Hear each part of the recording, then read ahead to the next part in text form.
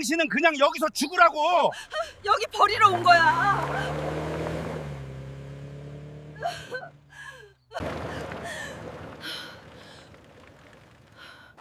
넌 이제 끝이야. 내가 복수해줄게. 산길 끝자락이었습니다.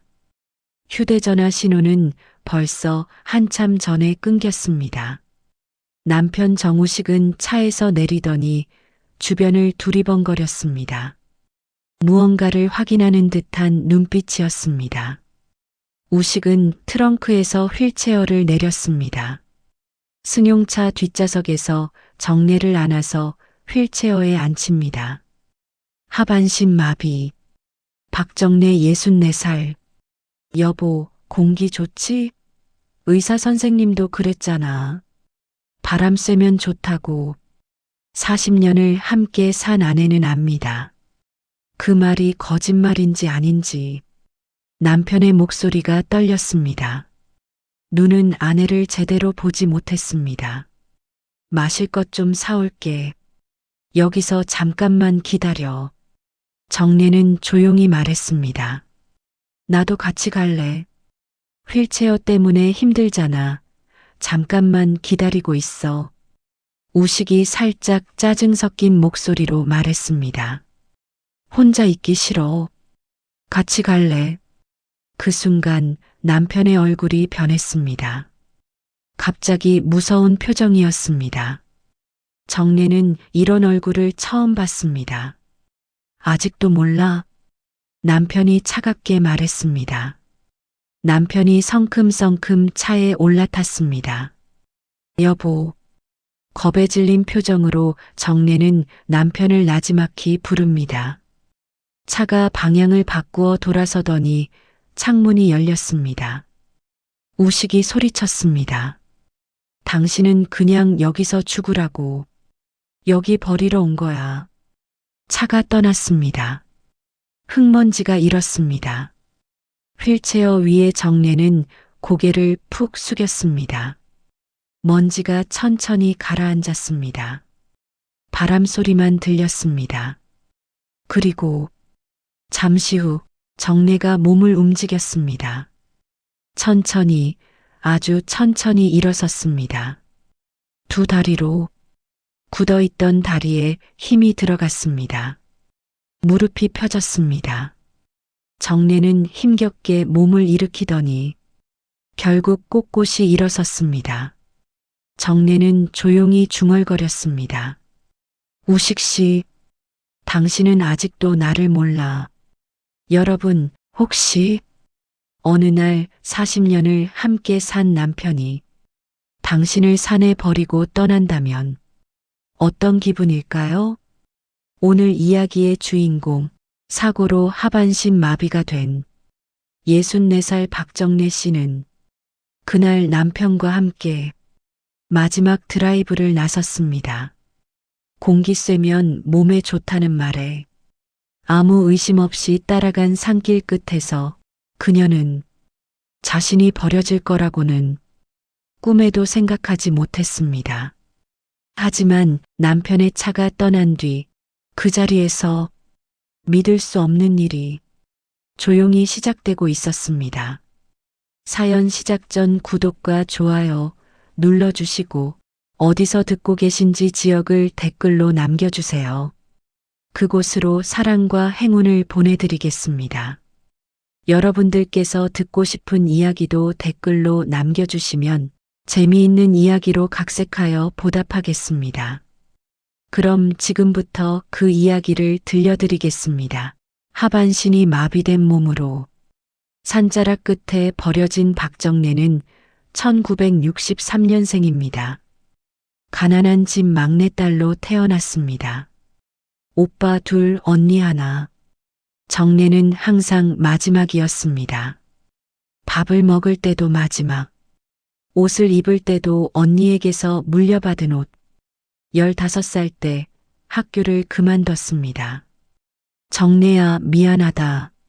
집이 어려워서. 아버지는 그렇게 말했습니다. 엄마가 옆에서 눈물을 참으려 애썼지만 엄마의 눈에서 눈물이 하염없이 떨어졌습니다. 정내는 눈물이 났지만 참았습니다.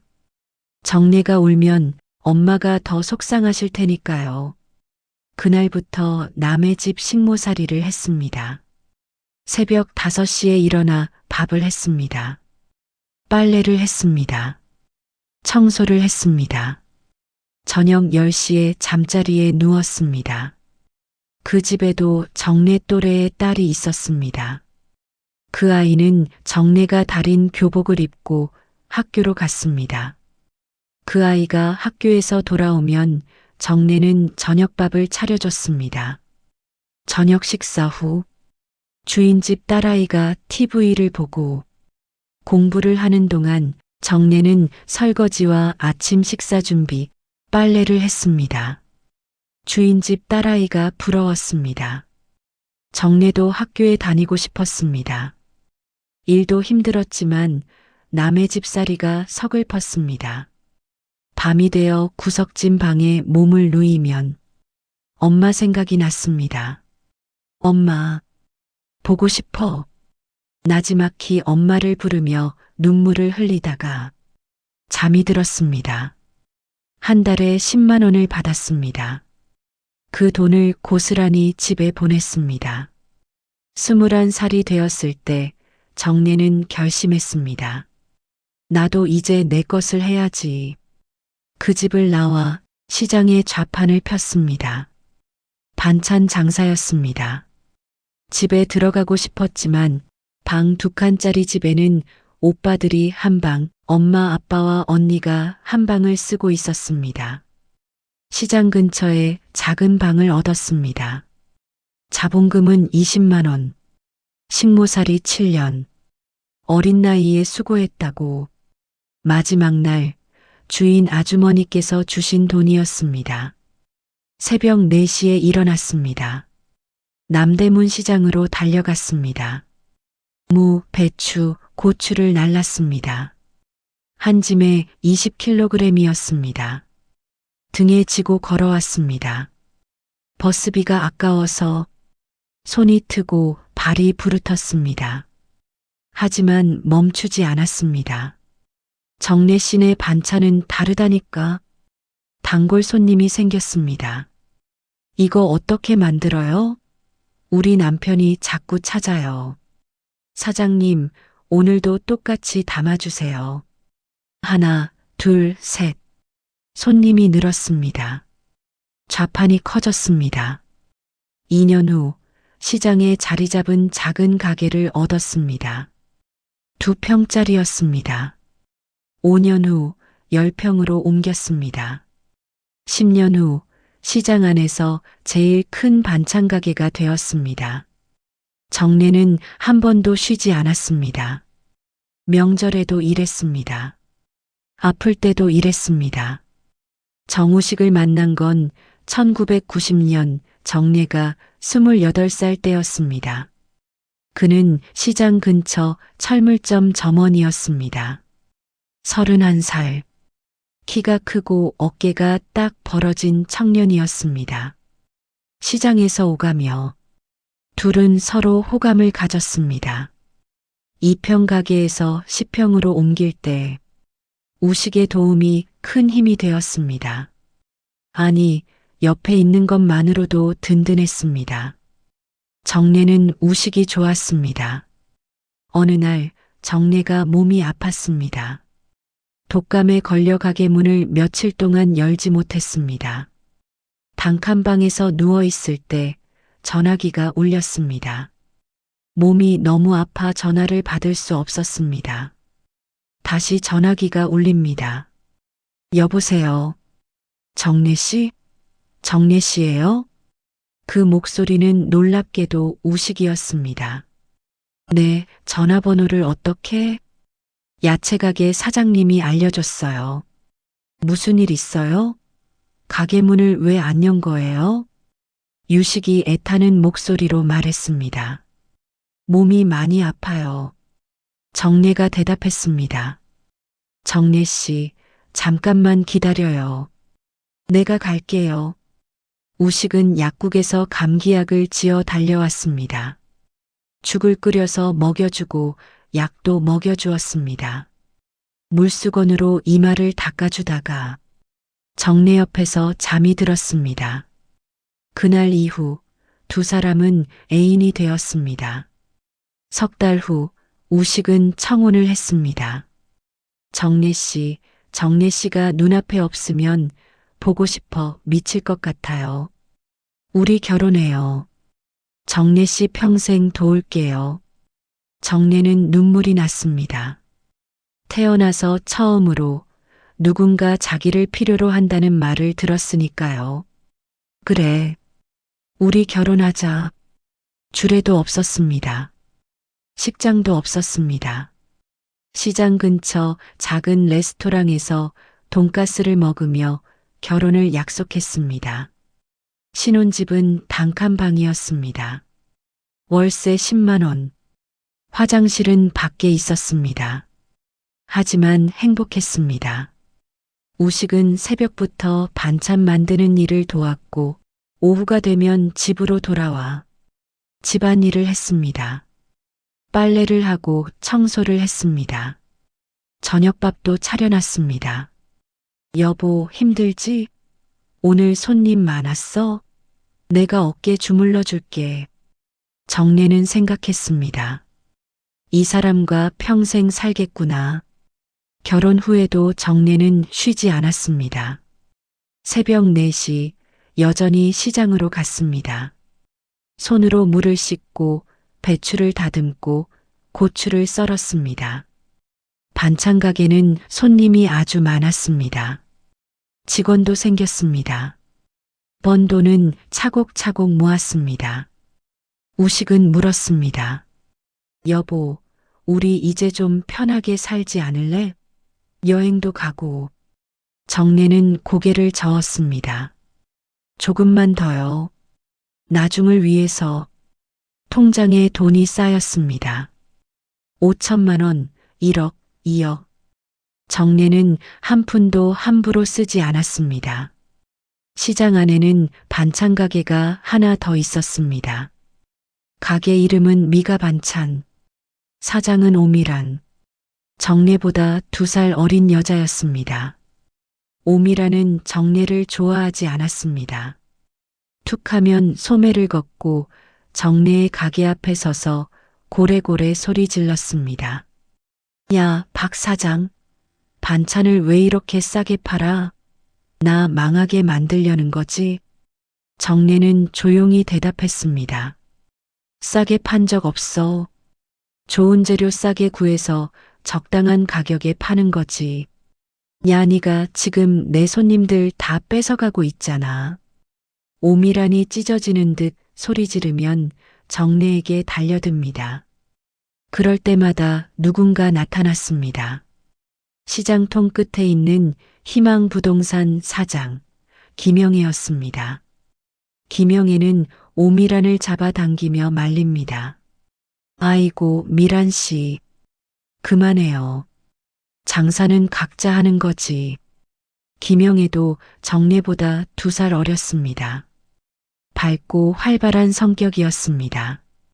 언니 신경 쓰지 마세요. 미란이가 원래 성격이 그래요. 김영애는 정래를 언니라고 불렀습니다. 오미란은 정래를 박 사장, 너라고 불렀습니다. 김영애는 자주 반찬 가게에 들렀습니다. 가게 문을 닫을 무렵이었습니다. 형부, 언니, 부동산에서 차 한잔 하고 가요. 남편 우식도 김영애를 좋아했습니다. 영애 씨는 참 밝아. 보기 좋아. 세 사람은 자주 차를 마셨습니다. 김영애는 부동산 이야기를 했습니다.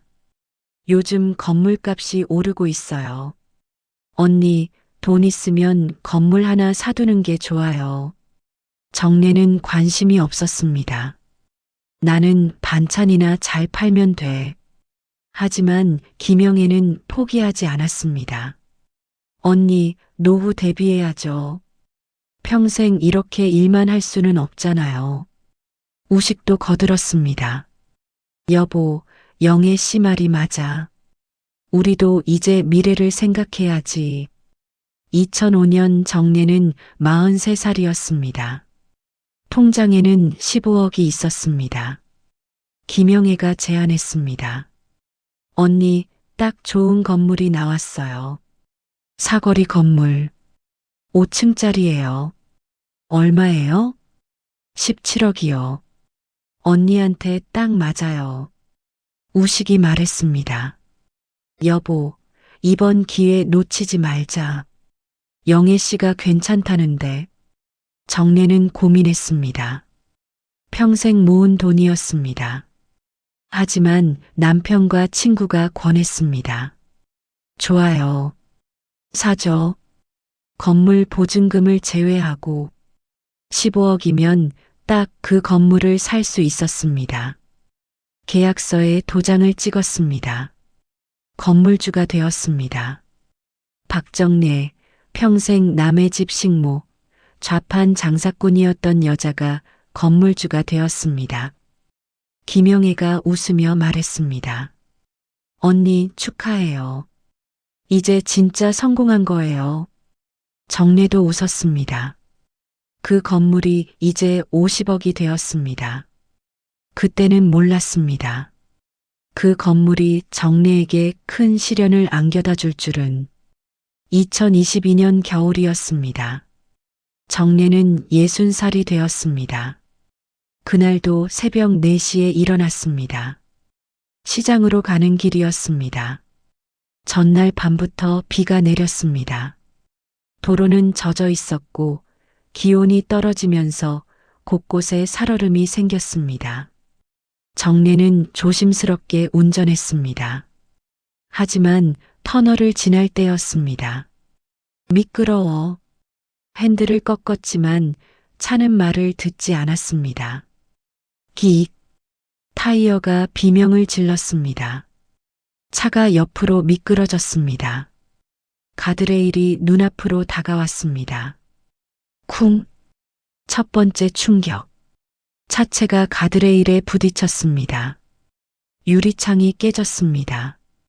꽈당. 두 번째 충격. 차가 한 바퀴 굴렀습니다. 세상이 뒤집어졌습니다. 정례는 거꾸로 매달려 있었습니다. 피가 이마를 타고 흘러내렸습니다. 눈앞이 흐릿했습니다. 몸 어디선가 뜨거운 통증이 느껴졌습니다. 다리였습니다. 다리가 움직이지 않았습니다. 으윽. 신음이 새어나왔습니다. 의식이 흐려졌습니다. 눈을 떴을 때 하얀 천장이 보였습니다. 척추 3번과 4번 사이에 골절상을 입으셨습니다. 척수 손상이 있고 의사가 잠시 말을 멈췄습니다. 하반신 마비 가능성이 매우 큽니다. 세상이 멈춘 것 같았습니다. 다리가. 정례가 말했습니다. 지금은 감각이 없으실 겁니다. 수술은 했지만 신경 손상 정도가 심해서. 의사의 목소리가 점점 멀어지는 것 같았습니다. 그럼 다시는 못 걷는다는 말씀이십니까? 지금으로선 어렵습니다. 재활 치료를 해봐야 하지만. 의사는 고개를 저었습니다. 기적이 일어나지 않는 한. 우식이 주저앉았습니다. 정례의 손을 놓치지 않은 채. 여보, 미안해. 내가 운전했어야 하는데. 눈물이 쏟아졌습니다. 정례도 눈물이 났습니다. 두려웠습니다. 다시는 걷지 못한다는 것이. 평생 반찬을 만들며 서서 일했던 자신이. 이제는 휠체어에 앉아 있어야 한다는 것이. 정례는 모든 것이 끝났다고 생각했습니다. 하지만 우식이 자신보다 더 절망하는 듯 보였습니다. 괜찮아요. 우식 씨. 정례가 떨리는 목소리로 말했습니다. 괜찮을 리가 있어? 아니다, 정례야. 내가 있잖아. 평생 내가 돌볼 텐데 무슨 걱정이야. 우식이 정례의 손에 얼굴을 묻었습니다. 내가 당신 다리가 되어줄게. 절대 혼자 두지 않을게. 수술 후 일주일이 지났습니다. 정례는 중환자실에서 일반 병실로 옮겼습니다. 하지만 여전히 다리는 움직이지 않았습니다. 감각도 없었습니다. 손으로 만져봐도 내 다리 같지 않았습니다. 마치 남의 다리를 만지는 것 같았습니다. 우식은 매일 병원에 왔습니다. 아침 일찍 와서 저녁 늦게까지 곁을 지켰습니다. 우식은 정례를 닦아주고 옷을 갈아입혀주고 화장실도 도와줬습니다. 처음에는 둘 다 어색했습니다. 부끄러웠습니다. 하지만 시간이 지나면서 익숙해졌습니다. 우식은 한 번도 짜증을 내지 않았습니다. 됐어. 내가 할게. 편하게 있어. 간호사들도 감탄했습니다. 부인, 남편분 정말 잘하시네요. 요즘 이런 남편 없어요. 복 받으셨어요. 정례도 그렇게 생각했습니다. 나는 정말 복이 있구나. 이런 남편을 만나서. 퇴원 후에도 우식 씨는 헌신적인 남편이었습니다. 아침마다 약을 챙겼습니다. 여보, 이거 먹어야 해. 밥도 직접 떠먹여줬습니다. 천천히 먹어. 체하면 안 돼. 빨리 걸어야 한다고 정례의 몸을 부축하며 어느 날 우식이 말했습니다. 여보, 통장 내가 관리할게. 왜요? 당신 불편하잖아. 휠체어 타고 은행 가기도 힘들고. 하지만 내가 할게. 우식의 목소리가 단호했습니다. 정례는 고개를 끄덕였습니다. 알았어요. 당신은 재활에만 집중해. 이런 건 내가 다 할게. 통장을 건넸습니다. 도장도 건넸습니다.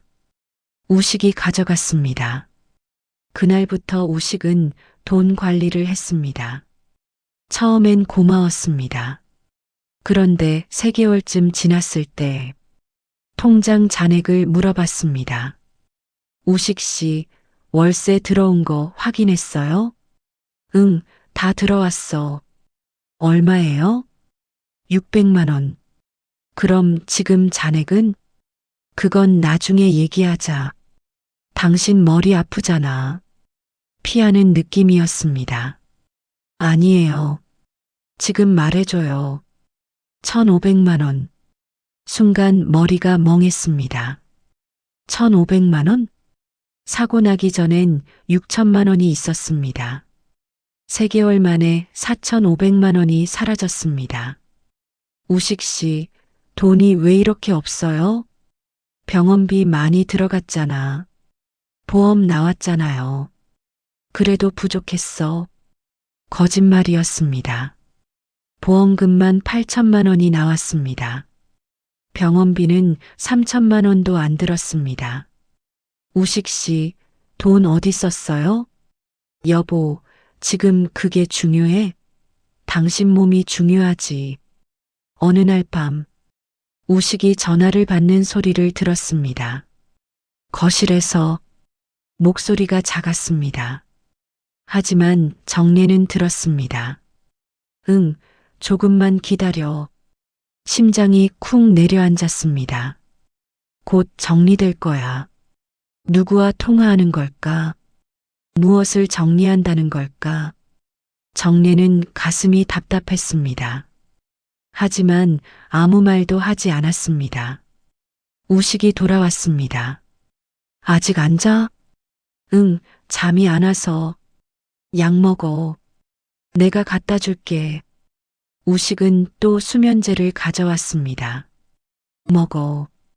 푹 자야 해. 정례는 약을 받았습니다. 하지만 먹지 않았습니다. 우식이 나간 후 몰래 휴지에 싸서 버렸습니다. 무언가 잘못되고 있다는 느낌. 그 느낌을 무시할 수 없었습니다. 그날 밤 정래는 쉽게 잠들지 못했습니다. 며칠 후 점심을 먹고 우식이 외출한 사이 정래는 거실에서 휠체어에 앉아 화초들을 돌보고 있었습니다. 휴대폰이 울렸습니다. 미가 반찬 오미란이었습니다. 오미란이 말했습니다. 박 사장, 몸은 좀 어때? 그냥 그렇지 뭐. 박 사장이 시장에 없으니까 내가 좀 심심하네. 그동안 미안했어. 반찬 가게가 힘들어서 심술을 부렸지. 의외의 말이었습니다. 나도 알지.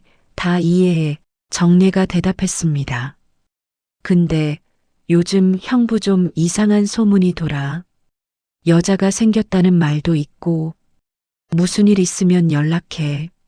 내가 이래봬도 변호사 동생이 있다고. 정래가 웃으며 대답했습니다. 그래. 에이 다 헛소문이지.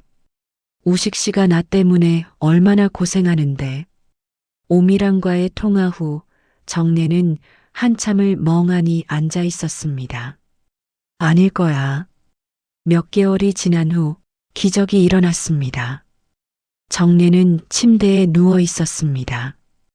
발가락이 움직였습니다. 조금, 아주 조금.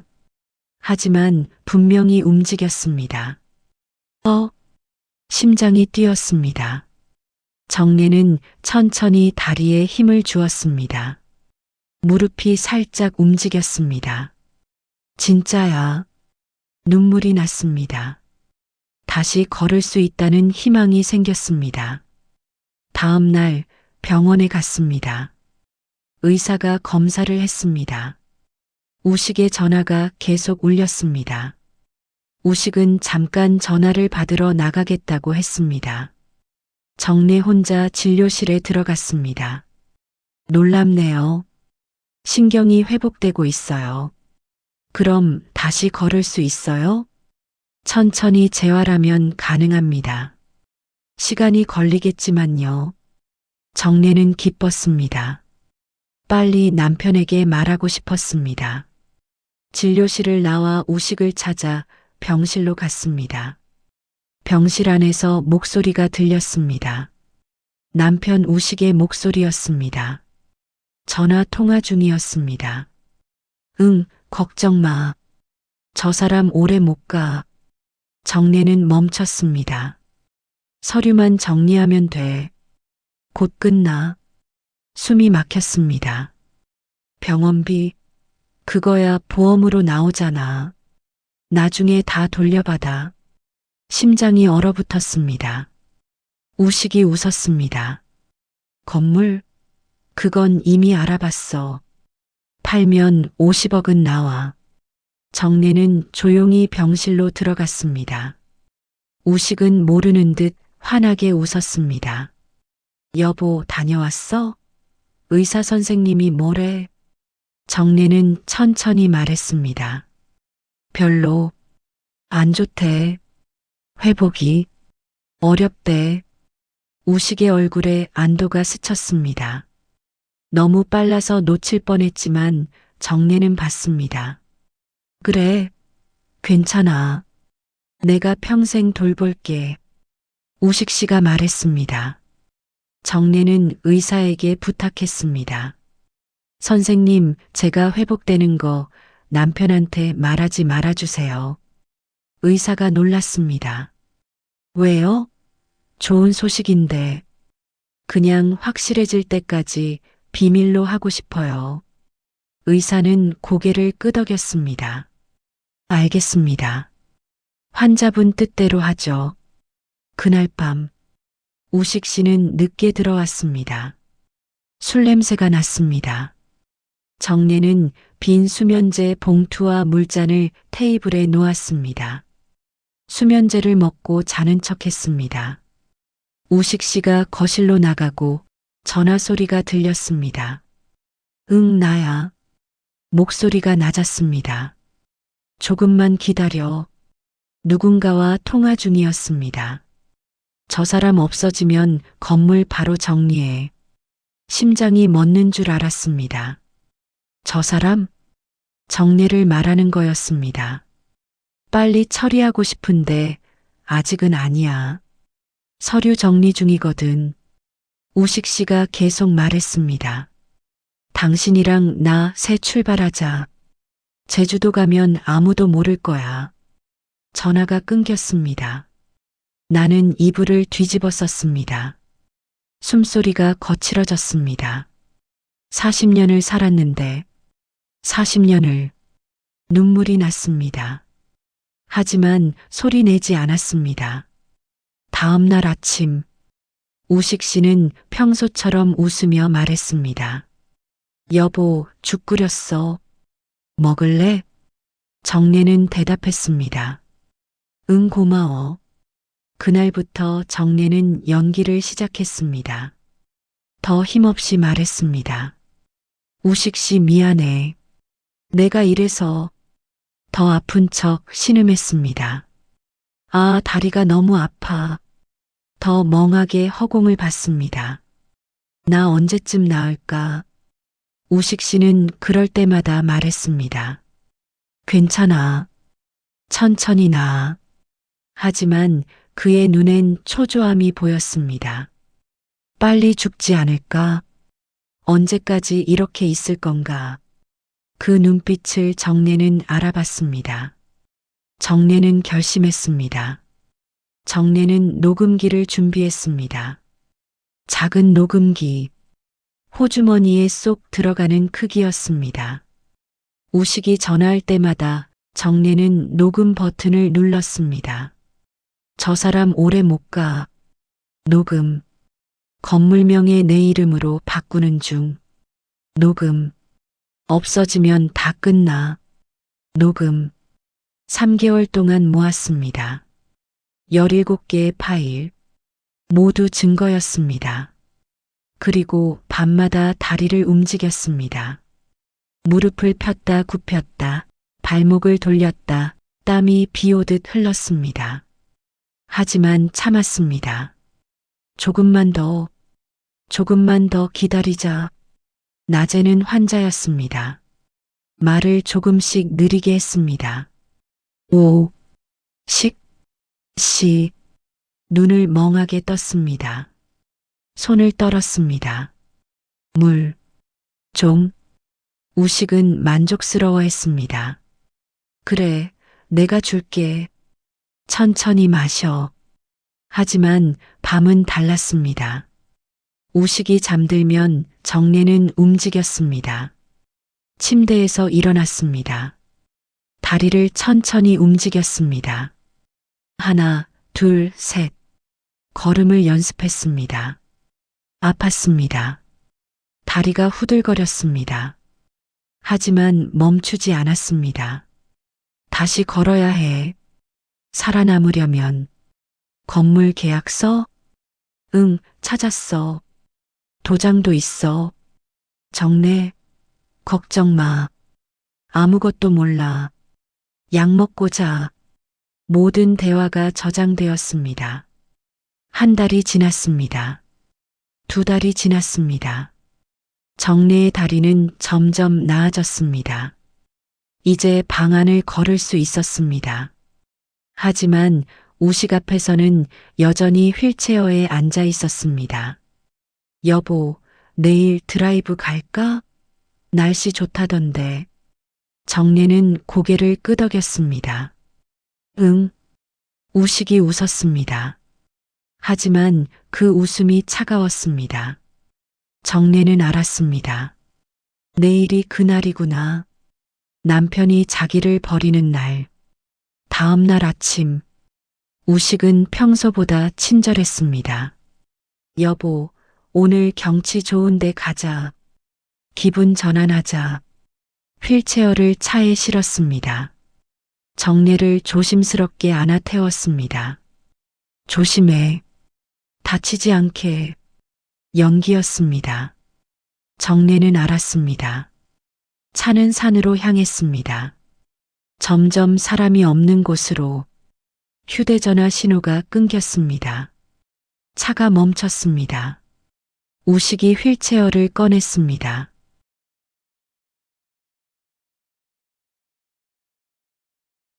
정례를 앉혔습니다. 여기 공기 좋지? 의사도 바람 쐬면 좋다더라. 거짓말. 정례는 조용히 앉아 있었습니다. 우식이 말했습니다. 먹을 것 좀 사올게. 여기서 기다려. 같이 갈게요. 그 순간 우식의 얼굴이 변했습니다. 무서운 얼굴이었습니다. 아직도 몰라? 목소리가 차가웠습니다. 당신은 그냥 여기서 죽으라고. 여기 버리러 온 거야. 미안하지만 이게 나한테는 제일 좋은 방법이야. 차가 떠났습니다. 흙먼지만 남았습니다. 정례는 고개를 들었습니다. 주변을 둘러봤습니다. 산, 나무, 새소리, 아무도 없었습니다. 정례는 휠체어 방석 지퍼를 열었습니다. 그 안에 서류가 있었습니다. 남편이 정례의 재산을 빼돌리기 위해 그동안 준비해둔 서류들이었습니다. 각종 신용대출, 사고보험, 생명보험, 건물 명의 변경 등등을 위한 모든 서류에는 박정례의 이름, 박정례의 인감도장이 이미 찍혀 있었습니다. 그리고 그동안 남편의 통화를 녹음해 두었던 녹음기와 USB, 모든 증거들이었습니다. 그리고 마지막으로 남편이 정례를 유기하고 살해하려 한 증거. 오늘 이곳까지 오는 동안 차 안에서 녹화해둔 휴대폰 영상과 녹화. 이제 모든 증거가 준비되었습니다. 모든 것이 명확해졌습니다. 정례가 사라지면 정례의 이름으로 받은 신용대출 빚도 사라지는 것이었습니다. 건물은 깨끗하게 우식 것이 되는 것이었습니다. 정례는 웃었습니다. 쓸쓸한 웃음이었습니다. 우식 씨, 당신은 끝까지 나를 몰랐구나. 천천히 일어났습니다. 휠체어에서 일어났습니다. 두 다리로 섰습니다. 흔들렸지만 섰습니다. 정례는 가방에서 휴대전화를 꺼냈습니다. 신호가 없었습니다. 걸어야 했습니다. 한 걸음, 두 걸음. 다리가 아팠습니다. 하지만 멈추지 않았습니다. 살아야 해. 복수해야 해. 1시간을 걸었습니다. 마침내 신호가 잡혔습니다. 정례는 전화를 걸었습니다. 수신자는 구급차가 아니었습니다. 오미란. 시장에서 늘 싸우던 앙숙. 여보세요? 오미란의 목소리였습니다. 오 사장. 누구야? 나. 박정례. 뭐? 박 사장? 왜? 정례는 천천히 말했습니다. 남편이 나를 버렸어. 잠시 침묵. 그리고 오미란이 한숨을 쉬었습니다. 그 인간 이미 건물 팔려고 돌아다닌다더라. 알고 있었어? 어제 봤어. 부동산에서. 정례의 손이 떨렸습니다. 오미란이 말했습니다. 지금이야. 증거 잡을 수 있는 건 집으로 가. 내가 경찰 불러줄게. 고마워. 오미란이 투덜거렸습니다. 뭐가 고마워? 그냥 내가 보기 싫어서야. 그런 놈이. 전화가 끊겼습니다. 정례는 다시 걸었습니다. 산을 내려갔습니다. 저녁이었습니다. 정례는 집 앞에 서 있었습니다. 2층 창문에 불이 켜져 있었습니다. 우식 씨가 집에 있다. 아내는 산에서 죽었겠지. 그렇게 생각하고 있겠지. 정례는 웃었습니다. 40년 만에 진짜 웃음을. 우식 씨. 혼잣말이 나왔습니다. 이제 당신 차례야. 현관문을 열었습니다. 계단을 올랐습니다. 한 걸음, 한 걸음. 2층 문 앞에 서서 비밀번호를 눌렀습니다. 삐빅. 문이 열렸습니다. 거실에 불이 켜져 있었습니다. 무드등이었습니다. 은은한 주황빛. 그리고 두 사람이 있었습니다. 남편 우식. 그리고 여자 하나. 젊은 여자가 아니었습니다. 정내와 비슷한 나이였습니다. 얼굴이 익숙했습니다. 무드등 불빛 아래에서도 알 수 있었습니다. 김영애. 희망부동산 사장. 친구라고 믿었던 사람. 숨이 멎는 것 같았습니다. 김영애가 우식의 옆에 앉아 있었습니다. 가까이. 너무 가까이. 김영애가 정례를 봤습니다. 얼굴이 하얗게 질렸습니다. 언니. 어떻게? 목소리가 떨렸습니다. 우식도 돌아봤습니다. 눈이 커졌습니다. 당신. 어떻게? 정례는 조용히 걸어 들어갔습니다. 휠체어 없이 두 다리로. 그 순간 모든 것이 명확해졌습니다. 이건 불륜이 아니었습니다. 공모였습니다. 건물을 사게 한 것도, 사고 후 남편을 부추긴 것도 모두 계획이었습니다. 김영애와 우식, 둘이 함께 짠 것이었습니다. 정례는 거실 전등을 켰습니다. 환한 불빛이 쏟아졌습니다. 우식의 얼굴이 드러났습니다. 창백했습니다. 김영애는 떨고 있었습니다. 언니, 이건 오해예요. 정례는 대답하지 않았습니다. 테이블 위에 가방을 내려놓았습니다.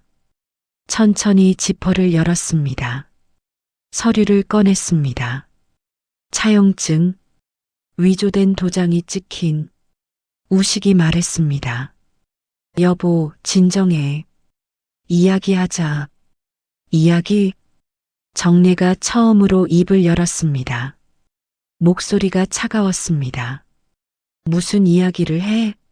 어떻게 나를 산에 버렸는지? 그게 아니라, 아니면 어떻게 내 건물을 빼앗으려고 했는지? 침묵. 정례는 가방에서 작은 녹음기를 꺼냈습니다. 재생 버튼을 눌렀습니다.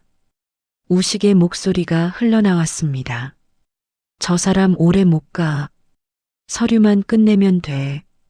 김영애의 얼굴이 더 하얗게 변했습니다. 녹음은 계속되었습니다. 건물? 살 사람을 알아봐줘. 50억은 받아야지. 병원비? 그거야 보험으로 나오잖아. 우식이 녹음기를 빼앗으려 했습니다. 정례는 재빨리 뒤로 물러났습니다. 만지지 마. 그때 초인종이 울렸습니다. 문이 열렸습니다. 경찰 2명이 들어왔습니다. 오미란도 함께였습니다. 오미란이 정례를 봤습니다. 괜찮아? 정례는 고개를 끄덕였습니다. 네. 경찰이 물었습니다. 신고하신 분이 박정례 씨입니까? 네, 제가 신고했습니다. 정례는 서류와 녹음기, USB를 건넸습니다. 제 폰 안에 오늘 녹화 영상도 제출하겠습니다. 증거입니다. 남편이 저를 유기하려 했고 재산을 빼돌리려 했습니다. 경찰이 서류를 살폈습니다. 녹음을 들었습니다. 우식을 봤습니다. 정우식 씨, 동행하셔야겠습니다. 우식이 소리쳤습니다. 여보, 잠깐만. 이건 오해야. 정례는 조용히 말했습니다. 오해가 아니라고. 당신이 나를 산에 버렸어. 나를 죽이려고 한 거라고. 미안해. 내가 잠깐 미쳤던 거야. 눈물을 흘렸습니다. 하지만 정례는 흔들리지 않았습니다. 미친 소리 그만해.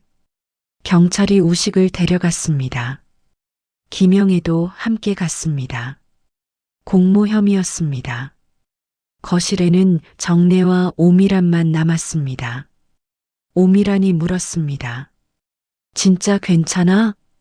정래는 소파에 앉았습니다. 다리가 아팠습니다. 하지만 마음은 편했습니다. 괜찮아, 이제. 많이 힘들었겠다. 응. 오미란이 한숨을 쉬었습니다. 나도 진작 말할 걸 그랬어. 우식이가 김영애랑 자주 만나는 거 봤거든. 알았어. 이제 다 알았어. 침묵이 흘렀습니다. 오미란이 일어섰습니다. 들어가 봐야겠다. 힘들면 연락해. 오 사장. 왜? 고마워. 진심으로. 오미란은 어색하게 웃었습니다. 뭐 그래. 이제 우리 좀 친하게 지내자. 문이 닫혔습니다. 정래는 혼자 남았습니다. 재판이 시작되었습니다. 우식은 징역 5년을 선고받았습니다. 김영애는 징역 2년. 건물은 정래에게 돌아왔습니다. 위조된 차용증은 무효가 되었습니다. 정래는 휠체어를 처분했습니다. 더 이상 필요 없었습니다. 다리는 완전히 회복되었습니다. 재활을 꾸준히 했습니다. 이제 걷는데 문제가 없었습니다. 정래는 시장으로 돌아갔습니다. 작은 반찬 가게를 다시 열었습니다. 예전 가게 옆자리였습니다. 간판을 달았습니다. 박정래 반찬집. 자기 이름만 적었습니다. 누구의 아내도 아니고 누구의 엄마도 아니고 그냥 박정래. 첫날 아침 새벽 4시에 일어나 시장으로 갔습니다. 무, 배추, 고추를 샀습니다. 손으로 다듬었습니다. 낯익은 손길이었습니다. 평생 해온 일이었습니다. 가게 문을 열었습니다. 첫 손님은 오미란이었습니다. 개업 축하해. 고마워. 커피 한잔 할래? 좋아. 두 사람은 나란히 앉았습니다. 예전엔 앙숙이었는데 이제는 친구였습니다. 손님들이 하나둘 들어왔습니다.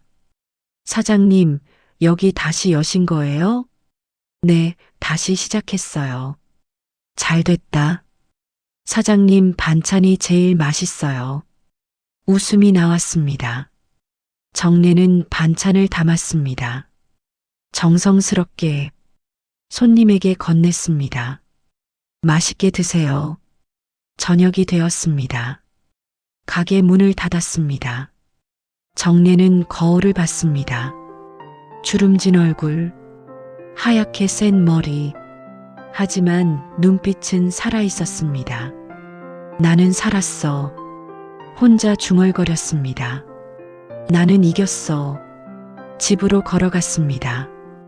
두 다리로, 휠체어 없이, 누구의 차에 실려가지 않고 스스로 하늘을 봤습니다. 별이 빛났습니다. 정래는 생각했습니다. 이제 내 인생은 내가 산다. 걷는 만큼, 숨 쉬는 만큼, 살아가는 만큼. 여러분, 오늘 이야기 어떠셨나요? 박정래 씨처럼 믿고 의지했던 사람에게서 배신을 당하는 경험을 하신 분이 계시다면 이 이야기가 작은 위로가 되었으면 합니다. 어떤 상황에서도 포기하지 마세요. 여러분 곁에는 분명 여러분을 도와줄 누군가가 있을 겁니다. 오늘 영상이 도움이 되셨다면 구독과 좋아요 부탁드립니다. 그리고 댓글로 여러분의 생각을 남겨주세요.